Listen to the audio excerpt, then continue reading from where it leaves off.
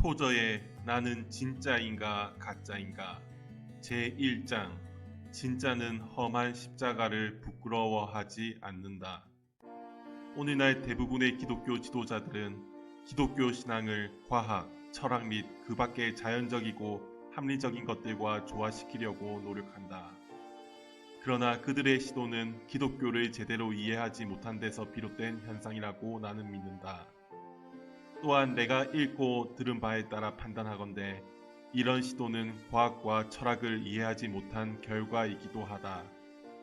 기독교 신앙 체계의 뿌리에 놓여 있는 것은 하나님의 역설인 그리스도의 십자가이다.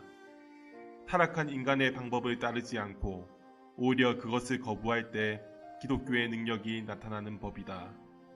십자가의 진리는 모순처럼 보이는 것들에서 드러난다. 교회의 증거가 가장 효과적으로 이루어지는 것은 교회가 설명할 때가 아니라 선포할 때이다. 왜냐하면 복음은 이성이 아닌 신앙에 호소하기 때문이다. 증명될 수 있는 것을 받아들이는 데에는 신앙이 필요 없다. 신앙은 실험이나 논리적 증명에 근거하지 않고 하나님의 성품에 근거한다. 십자가는 자연인, 즉 거듭나지 못한 사람과 완전히 대립된다. 다시 말해서 십자가의 철학은 자연인의 사고와 정면 충돌한다. 그렇기 때문에 사도 바울은 십자가의 도가 멸망하는 자들에게는 어리석은 것이라고 단언했다. 십자가의 메시지와 인간의 타락한 이성이 함께 발을 디디고 설 수 있는 공통의 기반을 찾으려는 것은 불가능을 이루겠다는 시도이다. 이것을 계속 고집스럽게 시도한다면 이성의 손상, 의미 없는 십자가, 그리고 무력한 기독교를 초래할 뿐이다.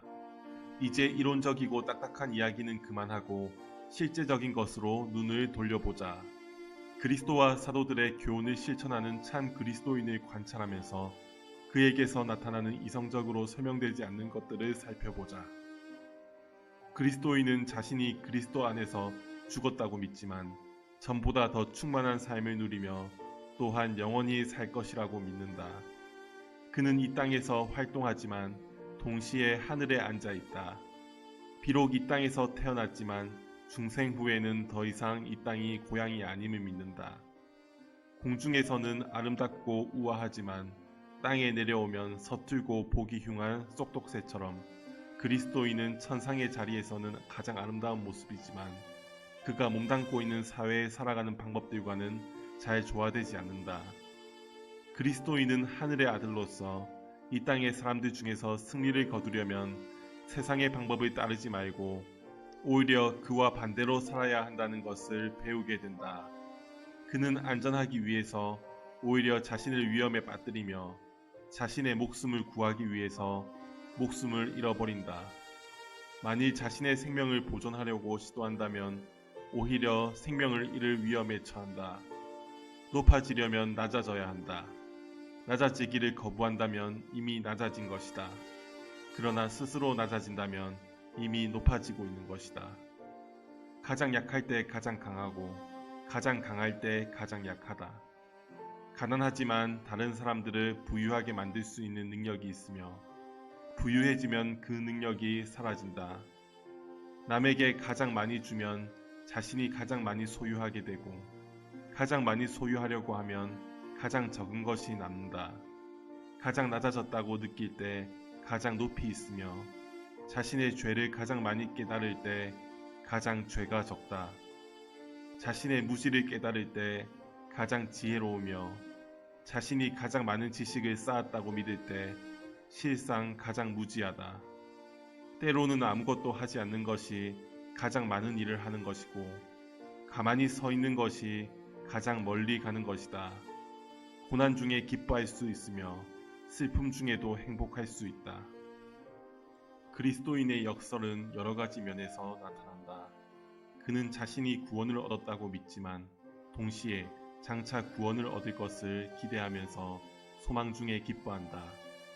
하나님을 두려워하지만 하나님에 대해 공포심을 갖지는 않는다. 하나님의 임재에 완전히 압도되어 자신이 망했다고 느끼지만 그 어떤 것보다도 하나님의 임재를 갈망한다. 그는 자신의 죄에서 깨끗게 되었음을 알지만 자신의 육신 안에 선한 것이 거하지 않음을 알고는 괴로워한다. 그는 한 번도 본 적이 없는 분을 가장 사랑한다. 자신이 비록 보잘것없고 초라한 존재이지만 만왕의 왕이요 만주의 주이신 분과 친구처럼 대화한다. 그리고 그렇게 하는 것이 전혀 모순이라고 느끼지 않는다. 그는 자신이 본래 아무것도 아닌 존재라고 느낀다.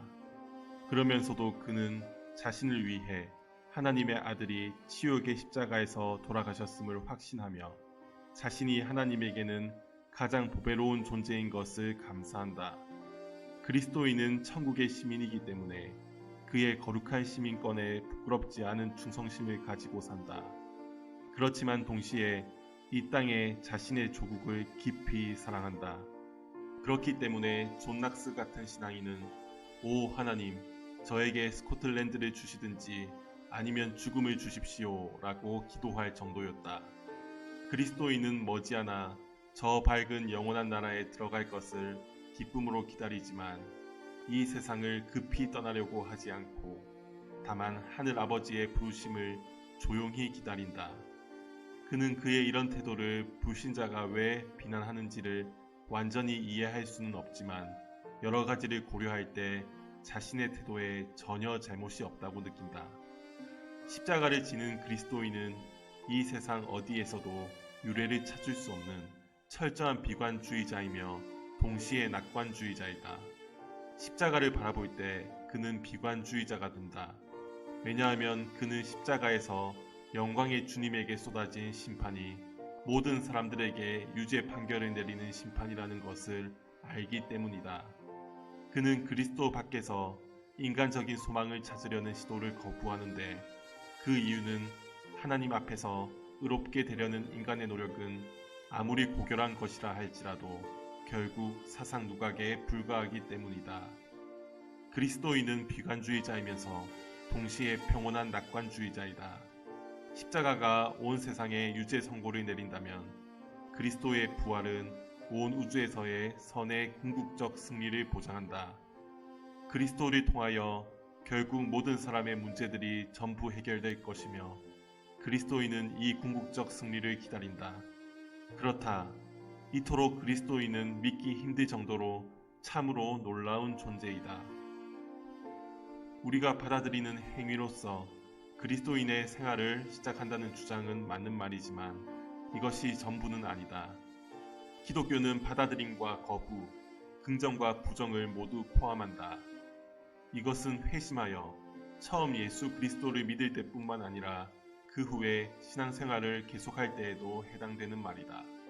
즉, 그리스도인이 평생의 싸움을 다 마치고 본향으로 돌아갈 때까지 날마다 이 진리는 적용된다. 완전히 긍정적인 삶을 사는 것은 불가능하다. 만일 그런 일이 가능하다 할지라도 그것은 단지 어떤 한순간 동안만 가능하다. 계속 긍정적으로만 살려고 하는 것은 마치 숨을 내쉬지 않고 계속 들이쉬는 것과 같다. 숨을 계속 들이쉬는 것은 가능하지 않을 뿐만 아니라 치명적이다. 생명을 유지하려면 숨을 들이쉴 뿐만 아니라 내쉬기도 해야 한다. 그리스도를 영접하기 위해서 우리는 그리스도가 미워하시는 것들을 모두 거부해야 한다. 조급하게 결과를 얻으려고 애쓰는 열정적인 복음 전도자는 이 점을 관가하는 경향이 있다. 세일즈맨이 그의 상품의 장점만을 강조하고 단점을 숨기듯이 균형을 상실한 복음 전도자는 부정적인 면을 숨기고 오직 긍정적인 면만을 이야기한다. 내가 그리스도 안에서 사는 것이 단점도 있다고 말한다고 해서 놀라지 말라. 분명히 단점이 있다. 아벨은 살해당했고 요셉은 노예로 팔렸으며 다니엘은 사자굴 속으로 던져졌고 스테반은 돌에 맞아 죽었고 바울은 참수형을 당했다. 기독교 역사를 보면 수많은 거룩한 순교자들이 여러 가지 고통스러운 방법으로 죽임을 당한 것을 알 수 있다. 이렇게까지 극렬한 경우는 아닐지라도 이 세상의 자녀들은 수많은 가혹한 방법으로 하나님의 자녀들을 괴롭혔다. 그리스도를 거부하는 세상에서 그리스도를 위하여 사는 사람은 누구나 손해를 보거나 고통을 당했다. 만일 그들이 그들의 십자가를 살짝 내려놓았다면 이런 손해나 고통을 당하지 않았을 것이다. 그러나 그리스도인들이 영원히 누리게 될 영광에 비교하면 현재의 고난은 짧고 현재의 손해는 미미하다. 우리의 잠시 받는 환난에 경한 것이 지극히 크고 영원한 영광에 중한 것을 우리에게 이루게 함이니, 진리를 모르는 불신앙적인 세상 사람들의 가혹한 핍박에 노출되어 살아가는 동안 우리는 현실을 똑바로 인식하고 현실적인 문제들에 대처해야 할 것이다. 다시 말해서 우리는 그리스도에게 인도하려는 사람들에게 진리를 전부 이야기해 주어야 한다. 지혜로운 마크 트웨이는 언젠가 이렇게 말했다. 실제로 어떤 교회들은 믿음의 길을 너무 쉬운 것으로 제시하기 때문에 오히려 수적으로 성장하지 못한다. 반면 어떤 교회들은 믿음의 길의 어려움을 숨기지 않기 때문에 오히려 수적으로 부흥한다. 노련한 선교사는 선교지에서 무료로 성경이나 기독교 책을 나누어 주면 오히려 사람들이 그것을 귀중하게 여기지 않는다는 것을 잘 안다. 무엇인가 대가를 지불했을 때 사람들은 그것이 귀중한 줄 안다. 주님은 사람들에게 자기를 따르라고 부르실 때 결코 쉬운 길을 제시하지 않으셨다. 오히려 복음서를 읽을 때 우리는 주님이 신앙의 길을 지극히 어렵게 보이도록 만드셨다는 인상을 받지 않을 수 없다. 주님은 지금 우리가 전도할 때 사람들에게 말하기를 꺼리는 것들을 주님의 제자들에게 서슴없이 말씀하셨다. 오늘날의 전도자들 중 주님처럼 아무든지 나를 따라오려거든 자기를 부인하고 날마다 제 십자가를 지고 나를 쫓을 것이니라. 누구든지 제 목숨을 구원코자 하면 잃을 것이요 누구든지 나를 위하여 제 목숨을 잃으면 구원하리라 라고 말할 용기를 가진 사람이 얼마나 되겠는가. 내가 세상에 화평을 주러 온 줄로 생각하지 말라. 화평이 아니요 검을 주러 왔노라. 내가 온 것은 사람이 그 아비와 딸이 어미와 며느리가 시어미와 불화하게 하려 함이니, 라는 주님의 말씀이 무슨 뜻이냐고 누군가 물을 때 우리는 이 말씀의 엄격함을 완화시키기 위해서 이런저런 설명을 길게 덧붙이지 않는가. 어쩌다가 소문으로만 들리는 아주 헌신적인 선교사 같은 사람들만이 이렇게 힘들고 질긴 신앙의 길을 가는 것이라고 우리는 생각하지 않는가. 안타깝게도 스스로 그리스도인이라고 고백하는 수많은 사람들은 이토록 험하고 힘든 신앙의 길을 갈 수 있는 도덕적 능력 자체가 없다. 오늘날의 도덕적 풍토는 우리 주님과 사도들이 가르친 엄하고 질긴 신앙을 별로 좋아하지 않는다. 현재 종교적 온실들에서 만들어지는 허약하고 깨지기 쉬운 성도들은 과거에 목숨을 아끼지 않고 복음을 증거하다가 죽어간 신자들에 비교하면 참으로 한심하다고 할 수 있다. 이에 대한 책임은 오늘날 교회 지도자들에게 있다. 그들은 사람들에게 진리의 전부를 이야기할 용기가 없다. 그들은 사람들에게 희생 없이도 하나님을 섬길 수 있다고 말할 뿐이다. 오늘날의 교회들은 유약한 그리스도인들로 가득하다. 그들은 무엇인가 재미있는 것들로 즐겁게 해주어야만 교회에 나온다. 그들은 신학에 대하여 거의 알지 못하며 유명한 기독교 고전을 읽은 사람은 거의 없다. 그러면서도 그들은 종교 소설이나 흥미로운 영화들을 아주 잘 알고 있다. 그러므로 그들은 도덕적으로나 영적으로 연약한 수준에 머물 수밖에 없다. 그들은 자기들도 잘 이해하지 못하는 신앙을 힘 빠진 손으로 겨우 붙들고 있다. 의를 사랑하기 위해서는 죄를 미워해야 하며 그리스도를 받아들이기 위해서는 자신을 거부해야 하며 선한 길을 따르기 위해서는 악한 길을 떠나야 한다는 것을 그리스도인들이 언제 깨달을 것인가. 이 세상과 친구가 되는 것은 하나님과 원수가 되는 것이다. 의심하며 두려워하는 자들은 다가오는 지옥과 현재 혹독한 징계에서 벗어나 몸을 숨길 곳을 찾는다. 그러나 하나님은 그런 곳을 허락하지 않으신다. 그리스도인의 삶을 살아가면서 앞으로 전진할수록 그리고 위로 높이 올라갈수록 우리 앞에는 더 많은 어려움이 놓여 있고 우리 영혼의 원수의 공격이 더 거세어진다. 사실 이런 내용을 그리스도인들에게 말해주는 사람들이 별로 없는 것이 현실이다. 그러나 모든 성숙한 그리스도인들이 경험하는 바와 같이 이것은 엄연한 사실이다. 그러므로 우리는 우리에게 닥치는 어려움과 고난을 해결하는 방법을 배워야 한다. 그렇지 않으면 그것에 걸려 넘어져서 시험의 나락으로 떨어질 것이다. 사탄은 몇 가지 이유 때문에 참 그리스도인을 미워한다. 첫째, 참 그리스도인은 하나님께 사랑을 받기 때문이다. 사탄은 하나님이 사랑하시는 것이라면 무엇이든지 미워한다. 둘째, 참 그리스도인이 하나님과 그리고 다른 믿음의 사람들과 가족적 유사성을 보이기 때문이다. 하나님을 향한 사탄의 증오심은 조금도 줄어들지 않았고 우리와 하나님 사이의 관계를 시기하는 그의 마음도 조금도 변하지 않았다. 사탄은 하나님과 관계된 것이라면 무조건 모두 극렬히 미워한다. 셋째, 참 그리스도인이 사탄이 지배하던 갤리선에서 도망하여 자유를 얻었기 때문이다. 사탄은 이것을 자기에 대한 반역으로 간주하여 극도로 미워한다. 넷째, 기도하는 그리스도인은 사탄의 지배에 대한 중대한 위협이 되기 때문이다. 사탄이 보기에 그리스도인은 언제나 하나님의 보좌로 나아가서 힘을 얻어 자기를 공격할 수 있는 반역자이다. 사탄은 어디에서 공격의 화살이 날아올지 모르기 때문에 전전긍긍한다. 엘리야 다니엘, 마르틴 루터, 윌리엄 부스 같은 신앙의 용사가 또 나타날지도 모른다. 제2의 조나단 에드워즈, 제2의 찰스 피니가 나타나서 설교와 기도로서 사람들을 내게서 빼앗아 갈지도 모른다 라고 중얼거리면서 사탄은 두려워한다.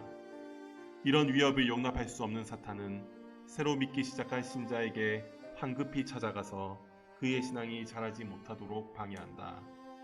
왜냐하면 그를 그대로 놔두었다가는 감당할 수 없는 위험한 상대로 커버리기 때문이다.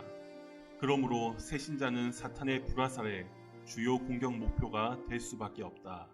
새 신자가 신앙의 전사로 성장하는 것을 막는 가장 좋은 방법은 그렇게 되기 전에 그를 죽이는 것이다.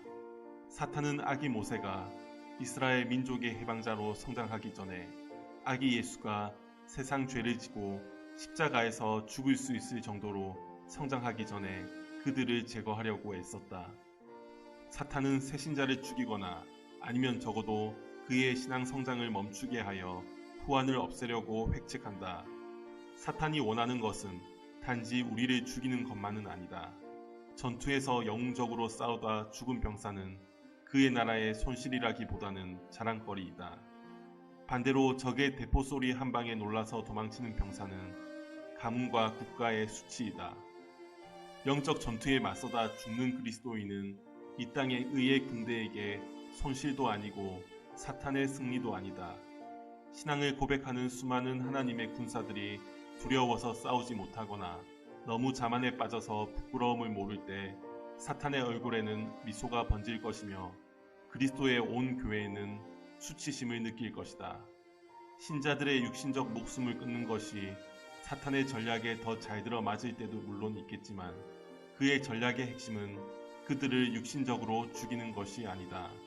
그의 주요 전략은 영적 싸움을 싸울 수 있는 우리의 능력을 파괴하는 것이다. 사실 그의 이 전략은 상당한 성공을 거두었다. 오늘날 대부분의 그리스도인들은 사탄에게 위협이 되지 못한다. 하나님은 이 사실을 잘 아신다. 그들은 전사의 갑옷을 입고 매우 수줍어한다. 그들은 알지 못하는 힘없는 새끼 독수리와 같다. 지쳐서 여행길을 포기한 순례자 같은 그들은 길에서 딴 시든 꽃들에 포를 받고 킁킁거리며 심심함을 달래면서 앉아있을 뿐이다. 사탄은 바로 이런 사람들을 노린다. 이런 사람들을 보면 사탄은 얼른 그들에게 접근한다. 잘못된 교리, 불완전한 가르침, 부패한 교회 때문에 생기는 낙심을 이용하여 사탄은 그들의 결심을 약화시키고 그들의 확신을 무너뜨리고 승리의 신앙생활을 하겠다는 처음의 의욕을 꺾어놓는 데 성공했다. 그리하여 그들은 이제 종교기관의 재정적 유지에 기여하는 사람들과 별로 다를 것이 없는 정도가 되어버렸다. 또한 많은 목회자들은 그런 영적 박물관 소장품들로 가득한 집합소의 관리자로서 인내심을 발휘하여 미소를 짓는다. 사탄이 새로 믿은 개종자를 대적할진대 어찌 그가 그리스도 안에서 더욱 전진하려는 사람들을 극렬히 대적하지 않겠는가. 많은 사람들은 성령 충만한 삶이 평안과 기쁨의 삶이라고 믿지만 언제나 그런 것은 아니다. 오히려 성령 충만한 삶이 그 반대인 경우들도 많다. 비유를 들어 말하자면 성령 충만한 삶은 강도들이 창궐하는 숲을 통과하는 순례의 길이요 마귀와 처절하게 싸우는 전쟁이다. 성령 충만하면 언제나 갈등이 있게 마련이다. 때로는 자신의 본성과 사력을 다해서 싸워야 할 때도 있다. 그럴 때에는 전선이 잘 구분이 안 되기 때문에 적이 어디에 있는지를 알아내거나 어떤 것이 성령님이 주시는 생각이고 어떤 것이 육신의 생각인지를 구별하는 것이 거의 불가능하다. 우리가 완전히 승리하는 방법은 승리하신 그리스도의 길을 따르는 것이다. 그러나 여기에서 지금 나는 이 승리의 방법에 대하여 길게 논의하려는 것은 아니다. 지금 여기서 내가 강조하고 싶은 것은 사탄이 무엇을 노리느냐이다. 성령 충만에 따르는 갈등에서 도피하고 싶은 사람들은 많은 사람들이 받아들이는 소위 안온한 그리스도인의 생활이 정상적인 그리스도인의 생활이라고 착각하면 된다. 그러나 이것이야말로 사탄이 원하는 것이다. 이런 착각에 빠져 대충 신앙생활을 하게 되면 어두움의 나라에 대항하여 싸울 능력을 상실하고 성장이 멈추게 된다. 적당히 타협하면 부담감에서 벗어날 수는 있을 것이다. 왜냐하면 사탄은 싸움을 포기한 사람을 더 이상 괴롭히지 않기 때문이다. 그러나 그런 사람은 편하지만 영적 침체의 상태에서 벗어나지 못할 것이다. 하나님의 자녀인 우리가 이런 침체에 빠져 있다는 것은 있을 수 없는 일이다. 이 세상에서 생사를 가르는 중요한 것들은 그렇게 많지 않다. 사실 다행스럽게도 그런 것들은 극소수이다. 예를 들면 대양을 항해하는 사람에게 필요한 나침반, 사막을 횡단하는 여행객을 위한 안내인 같은 경우이다. 이렇게 필수적인 것들을 무시하는 것은 자살 행위이다. 이런 것들을 챙기든지 아니면 죽든지 둘 중에 하나이다. 그리스도와 어떤 관계를 맺느냐는 바로 이런 생사의 문제이다. 그것도 가장 규모가 큰 생사의 문제이다.